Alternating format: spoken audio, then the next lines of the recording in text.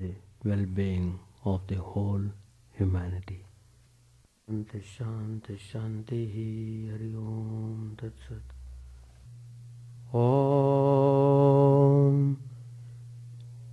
Stapakaya ca dharmasya sarvadharmaswarupine Stapakaya ca dharmasya sarvadharmaswarupine Avatar Varishtaya Ramakrishna Te Namaha. Asato ma sadgamaya tamaso ma jyotirgamaya mrityor ma mritangamaya. Om Shanti Shanti Shanti. Let us bow down to Sri Ramakrishna, the embodiment of all religions, the Supreme God incarnate. Let us pray to Him to lead us from unreal to the real, to lead us from the darkness of ignorance to the light of knowledge, to lead us from death to immortality. Today I am extracting a subject from the Gospel of Sri Ramakrishna, equi-mindedness. You know, the cause of all suffering in this world is because of raga and dvesha, that is, attachment and aversion, or likes and dislikes. So we are bound by these chains, likes and dislikes. As long as we are bound, so long we suffer. So we have to find out the method of cutting asunder these chains, and that is suggested in the Gospel, equi-mindedness. So we have to understand and analyze the problems and implement the steps to be taken to solve the problems. Likes and dislikes, they dominate life. All pleasure and pain flow therefrom. The essence of the human predicament is that we are helpless prisoners of our own likes and dislikes. Sri Ramakrishna says in the Gospel about the silkworms, how the worms can cut through their cocoons if they want, but having woven the cocoons themselves, they become too much attached to them to leave them, and so they die there. What a fine example. We are like the silkworm, which is imprisoned in the cocoon of its own making. We are in bondage because we are chained by likes and dislikes, raga dvesha. So Lord Krishna calls on us to rise above likes and dislikes. There is no use of simply complaining or worrying over the things. Take immediate steps to get over the difficulties. We are asked to be always even-minded in the midst of agreeable and disagreeable events. Right through the Gita, Lord Krishna insists on this point. He says not to be weighed down by sorrow. He says to welcome praise and blame with the same composure. And he also teaches not to be affected by honor and insult. And then he says, face misery and happiness in the same way. And he also says to maintain even-mindedness both in success and failure. So these are the teachings given by Lord Krishna in order to raise up ourselves so that we can overcome the sufferings. So Lord Krishna is teaching how one should deal with things in the life. We should be wise and we should be analytical. Let us try to analyze the nature of likes and dislikes. How do they originate? Likes and dislikes commence from our very birth. If you take the example of a child, as soon as a child is born, it cries vigorously. In a way, it is protesting forcefully against its transfer from the warmth and security it was enjoying within its mother's body. Indeed, if the child doesn't cry within a short time of its birth, there is something pathological about it. Now, as the child grows, the likes and dislikes increase. They spread to other items besides warmth and security. The child likes certain foods, it likes certain drinks, it likes certain positions of lying, it wants to be handled by certain persons, and at times it cries in order to go to sleep. At first its likes and dislikes are confined to physical comforts, but later on mental attitudes also come into the range of likes and dislikes.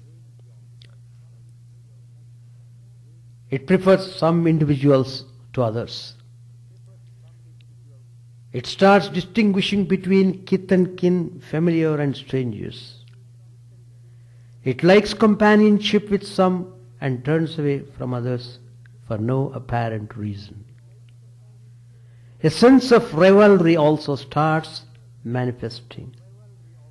As the years roll on, the preferences and prejudices extend to social relations and politics. Concepts like community, nationality, caste and race, all these influence the individual's mind. They all have that effect on the individual person. So they become cause for generating likes and dislikes in an individual. Finally, such strong likes and dislikes lead to private fights and public wars. All the while, life continues to deal blows, big and small, on the individual. There is no one on this earth planet who doesn't receive blows. The reaction of the victim can be twofold.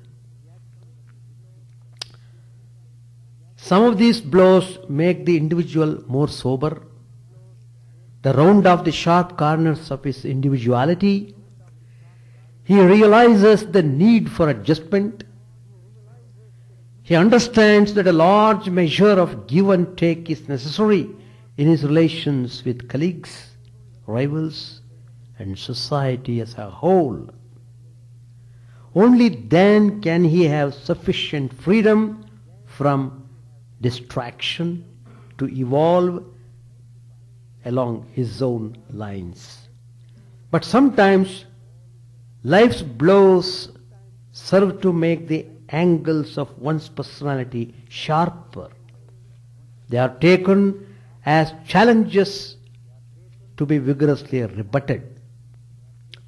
Complexes develop. A person who finds himself handicapped by his environments decides to assert himself forcefully without consideration for the feelings and needs of others. The very inferiority complex gets transmuted into a superiority complex. It is said Hitler was a failure in his profession as a painter of walls, so he developed a titanic, perverse will that finally painted the whole world red. Likes and dislikes may start innocently, but the turn of events may catapult into gigantic tragedies or hilarious comedies. What began as necessary movements for the person's survival get ingrained as conditioned reflexes which form inalienable feature of one's personality. When once the likes and dislikes become habitual, they cannot be easily got rid of. Sri Ramakrishna illustrates this with a parable, very apt for this subject. Some fisherwomen, they were caught in a rain while returning from the market after selling their stock of fish. So they took shelter in a wayside home.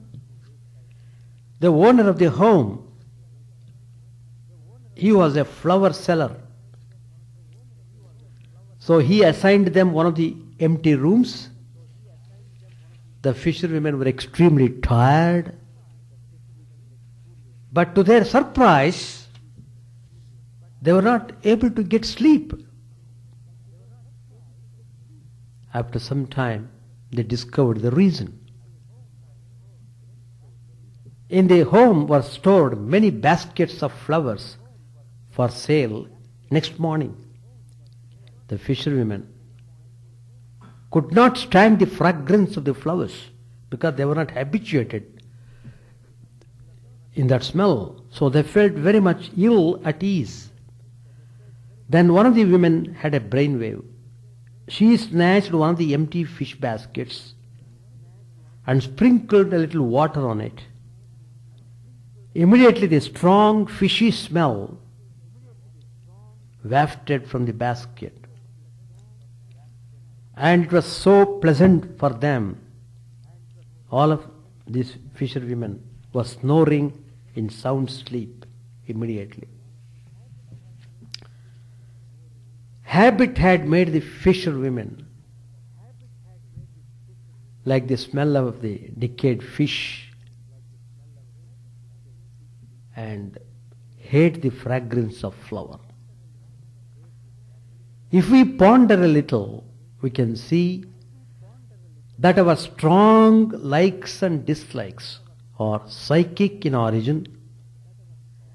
They spring from the deep unconscious.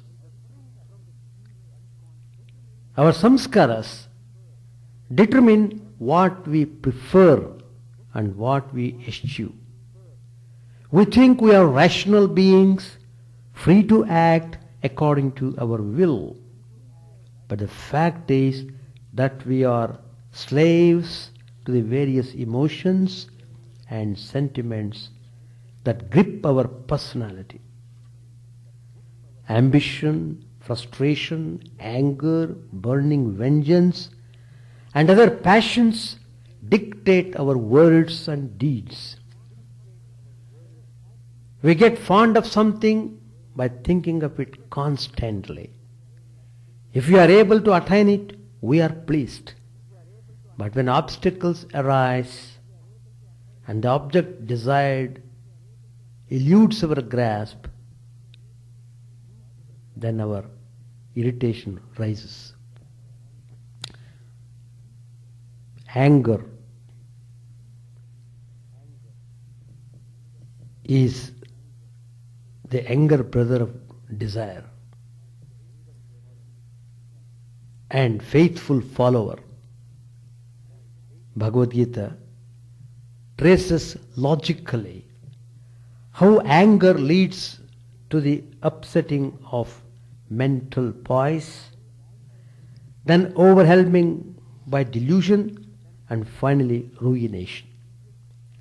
The implication is that the checking of the rust down the slippery slope of perdition has to be done at the very beginning. The aspirant has to realize that it is desire and anger that propel him to action. In a profound mantra, the seeker clarifies to himself that it is not out of his own free will that he committed deeds. Desire did it. Anger did it, not I. When that psychotherapeutic realization dawns, one becomes free from the iron fetters of likes and dislikes. That's why Lord Krishna says to view with equine-mindedness happenings, pleasant and unpleasant. In fact, the distinction between pleasant and unpleasant is self-made. In Sri Ramakrishna's words, it is like placing a stick on the water of the Ganges and declaring that to the right of the stick is Chatterjee's Ganges and to the left Mukherjee's Ganges. It is a silly stick of our egoism that divides events into pleasant and unpleasant. When the ego does not intrude, there is only a uniform flow and expanse of divine bliss. Just as a camera gives us different pictures of landscape taken from different angles, life's incidents strike us diversely according to the attitude with which we view them. In Srimad Ramayana, Lakshman tells Guhaka, no one gives us joy or pain. It is foolishness to imagine that our happiness is at the mercy of another. The root trouble is that we think we are the doers. It is that firm conviction in our agentship that brings about the tangle called the samsara. But how to cultivate this equine-mindedness towards the pleasant and unpleasant? Lord Yama, the god of death, whispers the secret to the ardent Nachiketas in the famous Upanishad, Kathopanishad. We have got this message. We have to clearly distinguish between what is wholesome and what is pleasant. Wisdom consists in the ability to value the good. The fool falls for the pleasant, while the hero opts for the good. And what is finally the good? A famous philosopher Eckhart says, God alone is good. Goodness is but a paraphrase for the divine. And we attain the good in the measure in which we identify ourselves with the divine. It's only because divinity is there already in us, in a potential seed form, that the urge to attain the divine comes to us. But the seed cannot grow into the tree unless it is placed in soil of adequate fertility.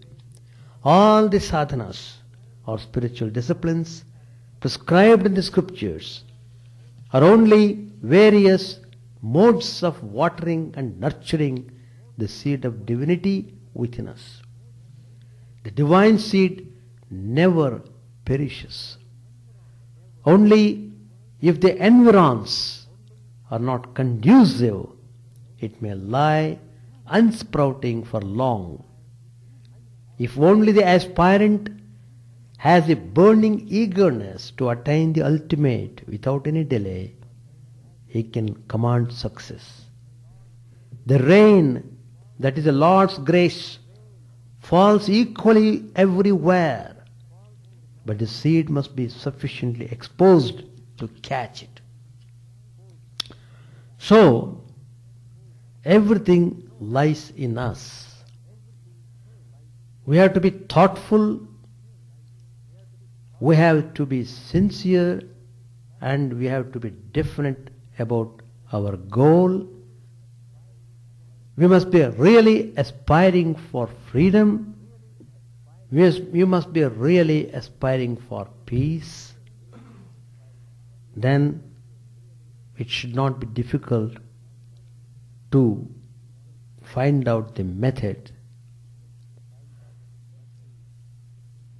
As I said, it is likes and dislikes that bother us all the time. If you have to remove that botheration, you have to go above likes and dislikes. In other words, you have to detach yourselves with likes and dislikes. Whatever you do in this world must be done in a dutiful way, but not attaching yourself, but remaining humble and dedicating all your actions to God. If you carry on the activities in this spirit, then you will not be bothered by the reactions of raga dvesh, likes and dislikes. So let us try to follow these teachings of Sri Ramakrishna and Lord Krishna. I shall continue the same topic in the next class. Page 628, 629. Trailokya asked a question: what are the signs of a householder's having attained knowledge? Sri Ramakrishna answered, his tears will flow, and the hair on his body will stand on end.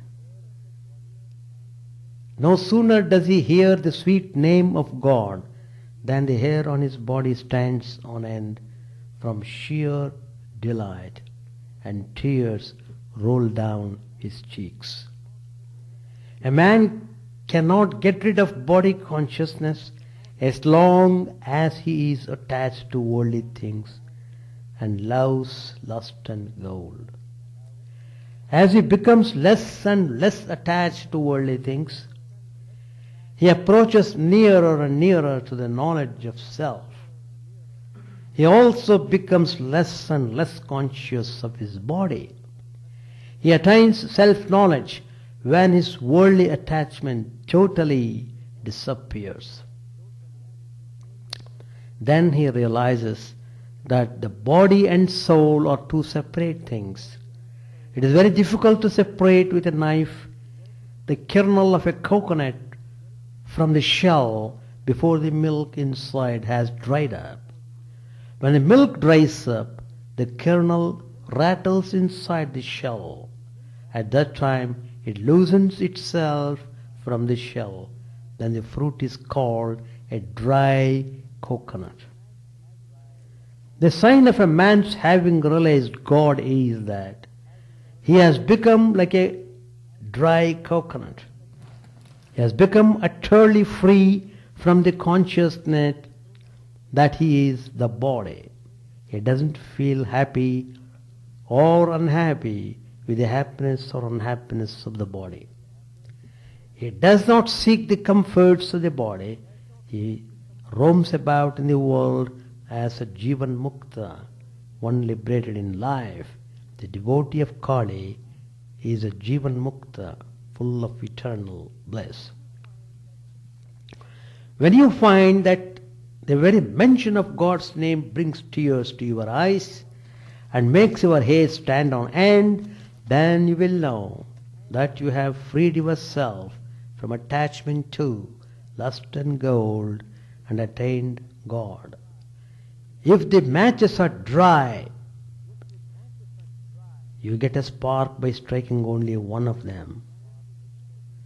But if they are damp, you don't get a spark even if you strike 50. You only waste matches. Similarly, if your mind is soaked in the pleasure of worldly things, in lust and gold, then God consciousness will not be kindled in you. You may try 1,000 times, but all your efforts will be futile. But no sooner does attachment to worldly pleasure dry up than the spark of God flashes forth. Trailokya asked, "What's the way to dry up the craving for worldly pleasure?" Master answered, "Pray to the Divine Mother with a longing heart. Her vision dries up all craving for the world and completely destroys all attachment to lust and gold. It happens instantly if you think of her as your own mother. She is by no means a godmother. She is your own mother. With a yearning heart, persist in your demands on her. The child holds to the skin of its mother and begs a penny of her to buy a kite. Perhaps the motive is gossiping with her friends. Perhaps the mother is gossiping with her friends. At first, she refuses to give the penny and says to the child, "No, you can't have it. Your daddy has asked me not to give you money. When he comes home, I will ask him about it. You will get into trouble if you play with a kite now." The child begins to cry and will not give up the demand. Then the mother says to her friends, "Excuse me a moment. Let me pacify this child." Immediately, she unlocks the cash box with a click and throws the child a penny. You too must force your demand on the Divine Mother. She will come to you without fail. I once said the same thing to some Sikhs when they visited the temple at Dakshineshwar. We were conversing in front of the Kali temple. They said, "God is compassionate." "Why compassionate?" I asked. They said, "Why, revered sir? He constantly looks after us, gives us righteousness and wealth, and provides us with our food." "Suppose," I said, "a man has children. Who will look after them and provide them with food? Their own father or a man from another village. Sub-judge said, "Is not God then compassionate, sir?" Master answered, "Why should you think that? I just made a remark. What I mean to say is that God is our very own. We can exert force on Him. With one's own people, one can even go so far as to say, 'You rascal, won't you give it to me?'" Let us stop here. So, the cause of all botherations is likes and dislikes. If you know that, then you can be free from botherations. That's the gist of today's talk. Any questions to ask? No. I will stop. Chant the name of the Lord and His glory unceasingly, that the mirror of the heart may be wiped clean and quench that mighty forest fire, worldly lust raging furiously within. Own name streamed down in moonlight on the lotus heart, opening its cup to knowledge of thyself, O self, drowned deep in the waves of His bliss, tasting His nectar at every step, bathing in His name that bath for weary souls. Various are thy names, O Lord, in each and every name thy power resides. No times are set, no rites are needful for chanting of thy name. So vast is thy mercy, how huge then is my wretchedness, who find in this empty life and heart no devotion to thy name. O my mind, be humbler than a blade of grass, be patient and forbearing like a tree, take no honor to thyself, give honor to all, chant unceasingly the name of the Lord. O Lord and soul of the universe, mine is no prayer for wealth or retinue, the playthings of lust or the toys of fame.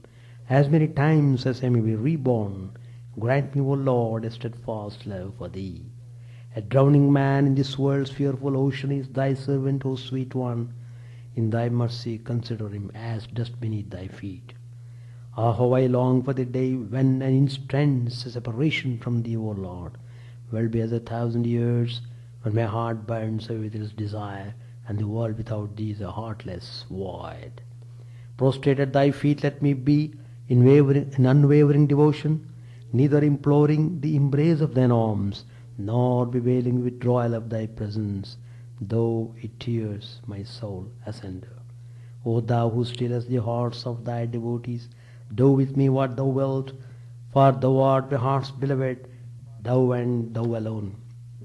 O Lord, lead us from the unreal to the real, lead us from darkness to light, and lead us from death to immortality. May all be free from dangers, may all realize what is good, may all be actuated by noble thoughts, may all rejoice everywhere, may all be happy, may all be free from disease, may all realize what is good, may none be subject to misery. May the wicked become virtuous, may the virtuous reign tranquility, may the tranquil be free from bonds, may the freed make others free. May good betide all people, may the sovereign righteously rule the earth, may all beings ever attain what is good, may the worlds be prosperous and happy. May the clouds pour rain in time, may the earth be blessed with crops, may all countries be freed from calamity, may holy men live without fear. May the Lord, the destroyer of sins, the presiding deity of all sacred works, be satisfied, for He being pleased, the whole universe becomes pleased. He being satisfied, the whole universe feels satisfied.